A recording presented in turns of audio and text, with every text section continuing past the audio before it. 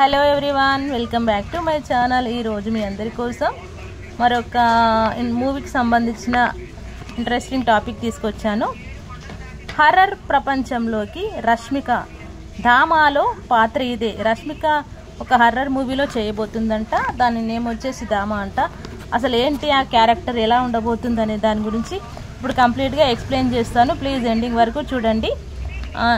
ఇటు తెలుగులో పాటు అటు బాలీవుడ్లోనూ వరుస సినిమాలతో అదరగొడుతోంది రష్మిక.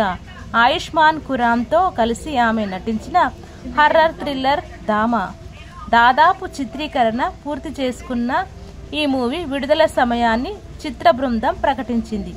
ఈ దీపావళికి కానుకగా అక్టోబర్లో ధామాను విడుదల చేయనున్నట్లు తెలిపింది. అంతేకాదు, సినిమాలో కీలక పాత్రలు వారి పేర్లను పరిచయం చేస్తూ పోస్టర్లు విడుదల చేసింది.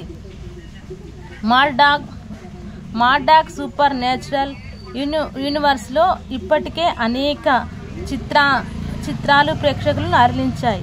స్త్రీ బేదియా, మంజు లాంటి హర్రర్ కామెడీ చిత్రాలను ప్రేక్షకులు అందించారు. కానీ వాటికి పూర్తి భిన్నంగా ధామాను తీర్చిదిద్దుతున్నారు.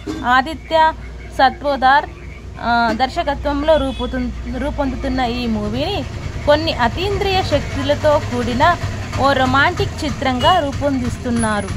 అయితే ఇందులో ప్రేమే ముఖ్య కథాంశంగా ఉంటుందని బాలీవుడ్ టాక్. ఆయుష్మాన్ ఖురానా ఇందులో అలోక్గా కనిపించనున్నారు.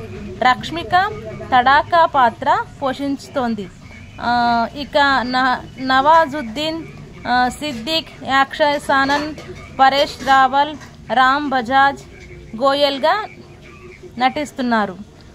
ఇంత అద్భుతమైన చిత్రం తొందరలో, హర్రర్ థ్రిల్లర్ సస్పెన్స్తో కూడిన ఈ మూవీ తొందరలో ప్రేక్షకు ముందుకు రాబోతుంది. ఆయుష్మాన్ ఖురానాతో అంటే మామూలుగా ఉండదు. రష్మిక అసలు ఎలాంటి స్టంట్స్ చేసింది, ఎలాంటి అడ్వెంచర్స్ ఉంటాయి, ఎలాంటి హర్రర్ థ్రిల్లర్ సస్పెన్స్ ఇందులో ఉంటుందనేది ఇంకా వేచి చూడాల్సిందే మనం దీపావళి వరకు. సో ఇదండి ధామా సంబంధించిన మూవీ రివ్యూ.